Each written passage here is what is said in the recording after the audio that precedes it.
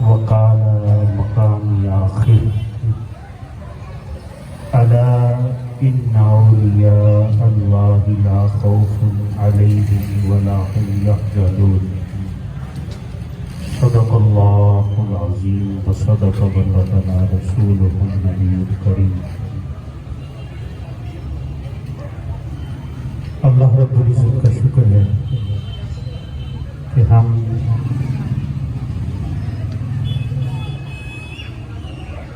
محفل پاک میں اپنی حاضری لگوانے کے لیے حاضر ہیں.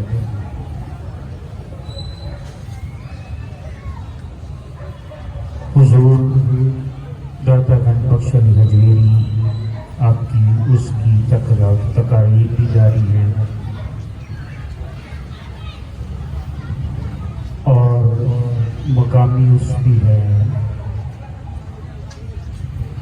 تو اللہ رب العزت سب کی حاضری کو اپنی بارگاہ کبریا میں درجہ قبولیت عطا فرمائے.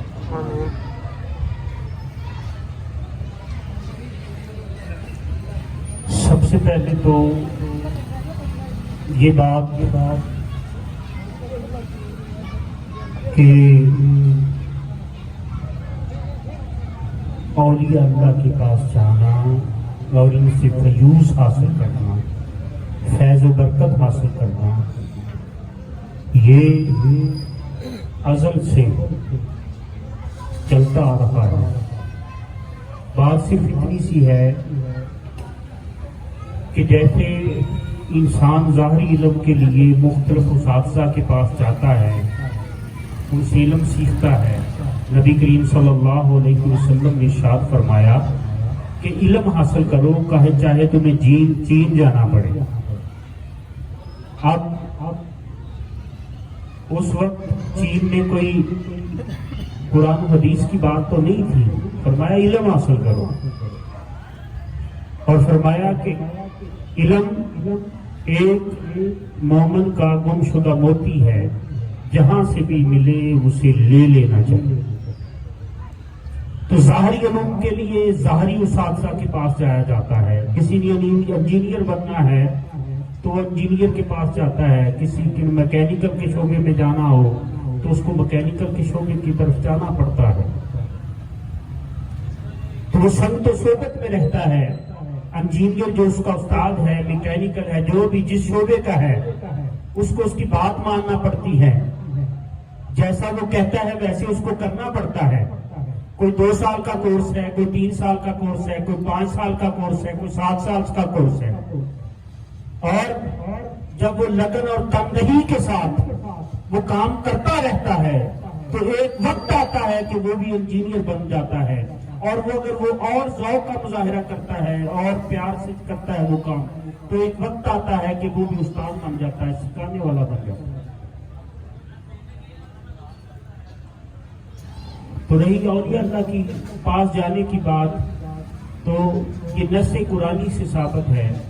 حضرت موسیٰ علیہ السلام نے عرض کی کہ باری تعالیٰ مجھے علم لدنی چاہیے، علم لدنی چاہتا ہوں. تو اللہ رب العزت نے فرمایا ٹھیک ہے، بات نہیں، بیٹھے رہیں، اللہ کا ذکر ہے اس کو کر کے مکمل کر کے پھری. تو اللہ رب العزت نے فرمایا کہ ٹھیک ہے، اگر تو علم لدنی چاہتا ہے تو خضر علیہ السلام کی طرف جا. سورہ قصص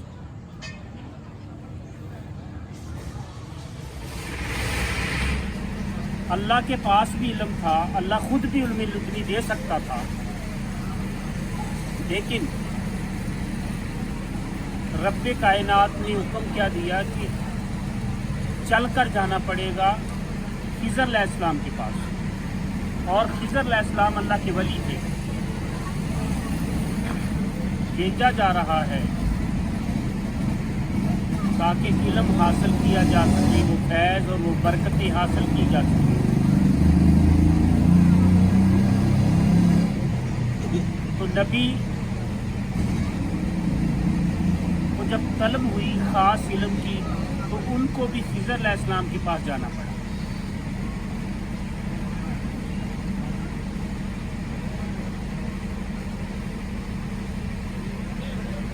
اور بھی بے شمار واقعات اور بے شمار چیزیں. بنی اسرائیل کا ایک شخص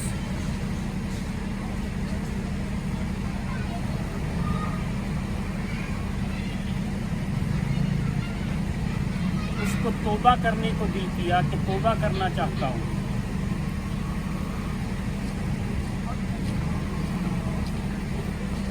تو رب کائنات نے 99 اس نے قتل کیے تھے، توبہ کرنا چاہتا تھا. اب وہ چاہتا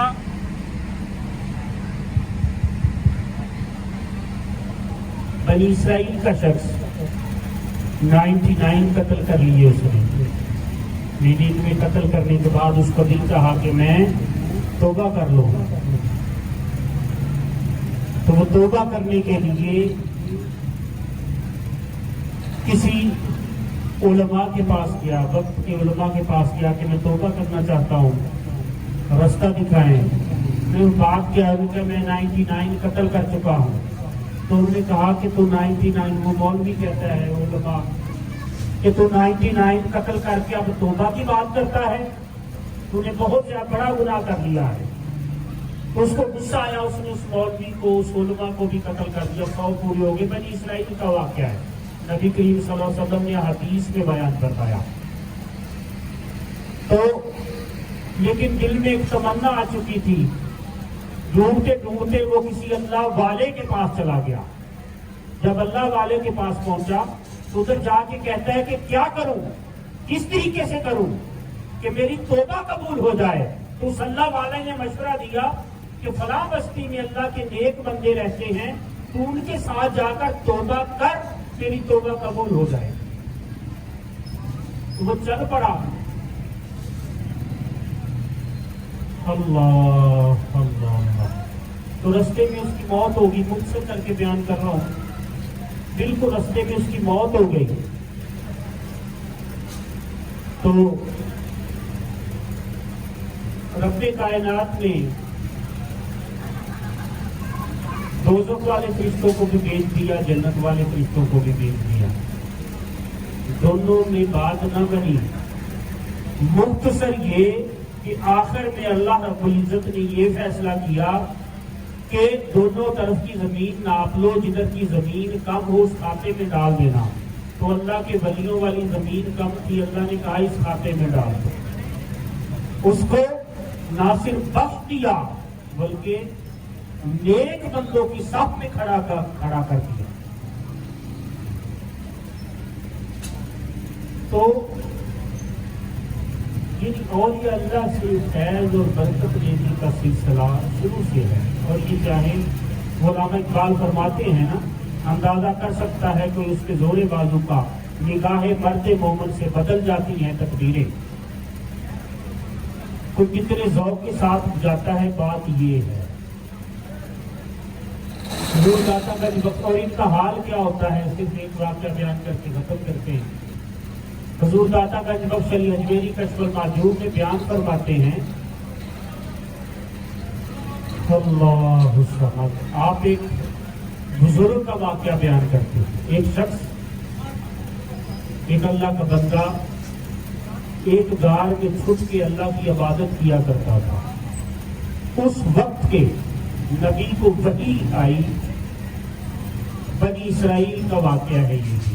اس وقت کے نبی کو وحی آئی کہ فلاں غار میں میرا ایک بندہ چھپ کے میری عبادت کر رہا ہے، جاؤ جا کے اس کو کہہ دو کہ تیری عبادت رد کر دی گئی ہے. اللہ کے نبی بڑے حیران ہوئے کہ عبادت رد کرنے کا کیا مقصد ہوا. چھپ کر بے ریا عبادت نہ دکھانے کے لیے تھی، صرف اللہ کے لیے تھی. آج تو ہم کوئی کام کرتے ہیں تو ہزاروں کو دکھاتے پھرتے ہیں. جس اللہ کے لیے کرنا ہوتا ہے اس کے لیے اس کی بات ہی کوئی نہیں ہوتی. ہم نیکی بھی دنیا کے لیے کرتے ہیں، اللہ کے لیے نہیں کرتے. لیکن وہ تو خالصتاً اللہ کے لیے کر رہا تھا. تو جب اللہ کے لیے وہ کر رہا تھا تو وحی کا کیا مطلب ہے. تو اللہ کے نبی گئے اس غار میں، جا کے اس کو، اس عاشق کو 450 سال عبادت کی. 450 سال. حضور داتا گنج بخش علی اجمیری کشف المحجوب میں یہ واقعہ بیان کرتے. تو جب اس کو جا کے کہا کہ اللہ کا پیغام آیا ہے تو اس عاشق کی آنکھیں چمک اٹھی. کوئی کائی میں مگن، یہاں پہ بڑا پیارا نظارہ ہے، کوئی کائی میں مگن، کوئی کائی میں مگن، تو وائی میں مگن جے کی طے کو لگن. ہر کوئی اپنے اپنے میں مگن ہے، جو جس کا ہے وہ اس میں مگن ہے، جس کو جس سے لگن ہے وہ اس میں مگن ہے. ہر ایک کی اپنی اپنی ترجیحات ہیں. اس دنیا میں رہ کے جتنی ترجیح ہم اللہ اور اس کے دین کو دے دیں گے، کل قیامت والے دن جب ہمیں ضرورت ہوگی تو پھر اللہ بھی ہمیں اتنی ہی ترجیح دے گا. یہ تو سودا ہے، اس دنیا میں جو کر جائے گا اس دنیا میں لے لے گا. تو کوئی کائی میں مگن، کوئی کائی میں، اس لیے جس میں آپ مگن آپ باہر نہ دیکھیں. کوئی کائی میں مگن، کوئی کائی میں مگن، تو وائی میں مگن جیسی طے کو لگن. تو اس لیے یہ دنیا ایسے ہی ہے، ہر ایک کا اپنا اپنا نظام ہے، اپنا اپنا. اور کون کیا ہے اللہ بہتر جانے. اللہ کو کوئی کتنا پیارا لگتا ہے یہ بھی اللہ ہی بہتر جانتا. علامہ اقبال نے فرمایا تھا، جاگنے والوں کو محروم دو عالم رکھا، سونے والے کو کہا جا ساری خدائی تیری ہے. علامہ اقبال لیلۃ القدر میں مسجد سے آ رہے تھے، دیکھا تو وہاں جتنے لوگ مسجد میں تھے ان کے پاس کچھ بھی نہیں تھا. ایک سونے والے پہ انوار و تجلیات کا نزول ہو رہا تھا. تو فرمانے لگے، جاگنے والوں کو محروم دو عالم رکھا، سونے والے کو کہا جا ساری خدائی تیری ہے.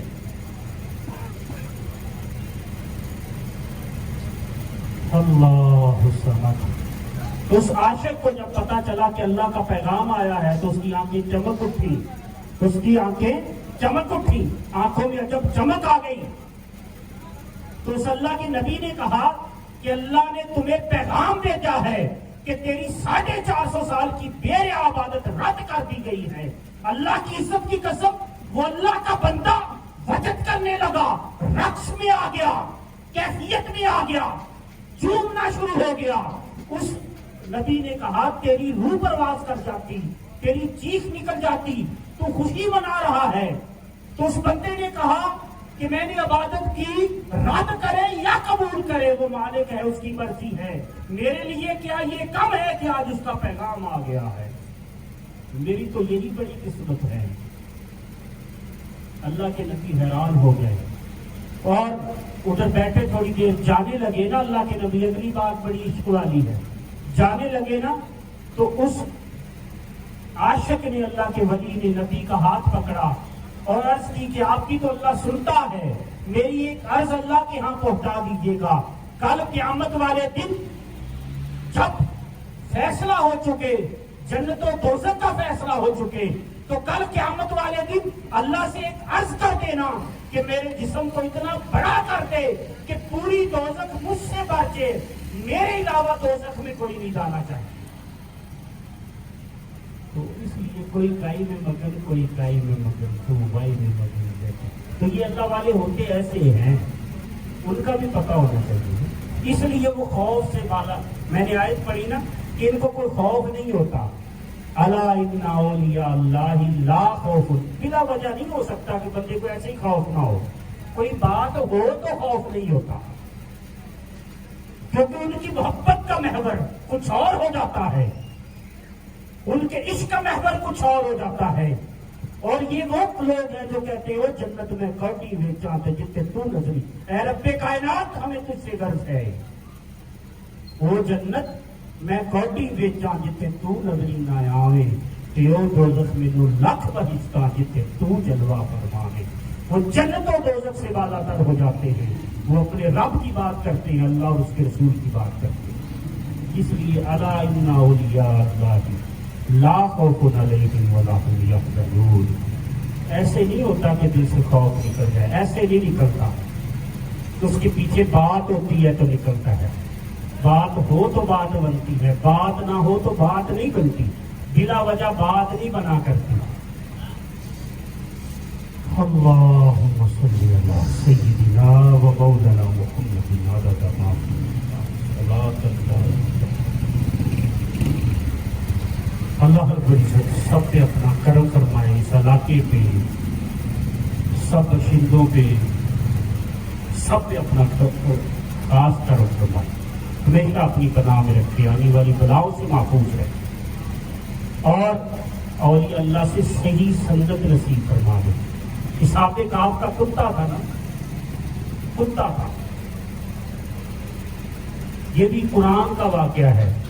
کوئی اعتراض کر دے تو اس کی اپنی بات ہے، اس کی سمجھ کی بات ہے۔ وہ میں نے بات پہلے کہہ دی، کوئی کائی میں مگن، کوئی کائی میں مگن، تو وائی میں مگن جیسی ٹے کو لگن۔ اصحاب کہف کا کتا تھا، اللہ اللہ، تو وہ کتا اولیاء اللہ کے ساتھ چل پڑا۔ وقت کے بادشاہ نے سختی کی تو وہ پناہ ڈھونڈ رہے تھے، اولیاء اللہ پناہ ڈھونڈ رہے تھے، ان کے ساتھ چل پڑا تو انہوں نے اس کو مارا بھگایا کہ تم ہمیں پکڑوا دو گے، تمہاری وجہ سے ہماری موت ہو سکتی ہے۔ کہا باری تعالیٰ، کتے نے کہا کہ باری تعالیٰ مجھے زبان دے، تیرے بندوں سے بات کرنی ہے۔ اس کو زبان ملی تو اس نے کہا کہ مجھے اپنے سنگ رکھ لو، تو اولیاء اللہ نے کہا تو بھونکے گا تو ہم پکڑے جائیں گے۔ کہنے لگے نہیں، میں بھونکوں گا نہیں، بس مجھے اپنے سنگ رکھ لو۔ غار میں چلے گئے، ہزاروں سال ادھر سوتے رہے، کتا بھی ان کے ساتھ سوتا رہا۔ کتا تھا ذات کا، اولیاء کی سنگت میں بیٹھ گیا، دل میں ذوق کے ساتھ بیٹھا، منافقت رکھ کے نہیں بیٹھا۔ اللہ نے تذکرہ بھی قرآن میں کیا، اور کل قیامت والے دن اس کتے سے وعدہ کیا کہ تم جنت میں جائے گا۔ یہ قرآن ہے، کوئی اور بات نہیں سنا رہا میں، کوئی حقائق نہیں سنا رہا میں، بات ذوق کی ہوتی ہے۔ کوئی کتنی لگن کے ساتھ چلتا ہے، کوئی کتنی لگن کے ساتھ چلتا ہے، اس کی لگن اس کو پہنچا دیتی ہے، اس کا ذوق اس کو پہنچا دیتا ہے، منزل تک پہنچا دیتا ہے۔ ذوق ہو تو رستہ بن جاتا ہے، سمندر میں بھی رستے بن جاتے ہیں۔ آج امت مسلمہ ڈگمگا رہی ہے، وجہ کیا ہے؟ وہ ذوق، وہ عشق، وہ طرب اندر سے ختم کی جا رہی ہے، کبھی کسی بہانے سے، کبھی کسی بہانے سے، کبھی کسی بہانے سے۔ اللہ رب العزت ہمیں ذوق کی نعمت سے مالا مال کرے، عشق کی نعمت سے مالا مال کرے، خالص پن دے دے۔ خالص پن نہیں رہا، مخلص پن نہیں رہا، نہ ہم اپنے ساتھ مخلص ہیں، نہ اللہ اور اس کے رسول کے ساتھ مخلص ہیں۔ من میں ڈوب کر پاجا سراغے زندگی، علامہ اقبال نے کہا تھا، من میں ڈوب کر پاجا سراغے زندگی، میرا نہیں بنتا نہ بن، اپنا تو بن۔ انسان خود کے ساتھ بھی مخلص نہیں ہے، شب و روز گزرتے جاتے ہیں، نہ دن کا پتہ ہے نہ رات کا پتہ ہے۔ اے انسان، تو بھول چکا ہے تو آیا کدھر سے تھا، تیری منزل کیا تھی اور تیرا وجود کیا تھا؟ تیرا وجود یہ تھا، وَنَفَخْتُ فِيهِ مِن رُوحِي فَقَعُوا لَهُ سَاجِدِينَ۔ انسان، اللہ نے تجھے یہ عظمت دی تھی کہ تمام فرشتوں کو کھڑا کر کے تمہارے بابا جان آدم کو کہا تھا کہ فرشتوں سارے جھک جاؤ، اس کے سامنے آؤ، سجدہ کرو آدم کو۔ یہ انسان کی ابتدا تھی۔ اللہ صمد۔ تو ہم بس وہی بات آ جاتی ہے، ہم اور طرف چل پڑے، اصل چیزوں سے دور ہو گئے، تو عزت و مقام و مرتبہ بھی پھر ویسا ہی رہا۔ ضرورت ہے اس امر کی کہ ہم کچھ دیر کے لیے چاہے کچھ وقت نکالیں، چاہے 1 گھنٹہ نکالیں، مخلص ہو کر اپنے رب کو پکاریں، دیکھیں وہ کرتا کیا ہے تمہارے لیے۔ مخلص ہو کر 1 گھنٹہ اس کے لیے نکال دیں، 23 گھنٹے دنیا کے لیے چھوڑ دیں، 1 گھنٹہ صرف اس کے لیے نکال لیں، دیکھیے زندگی میں رنگ کیسے بدلتا۔ اللہ رب العزت ہماری حاضری کو اپنی بارگاہ میں قبول فرمائے۔ وما علینا الا البلاغ المبین۔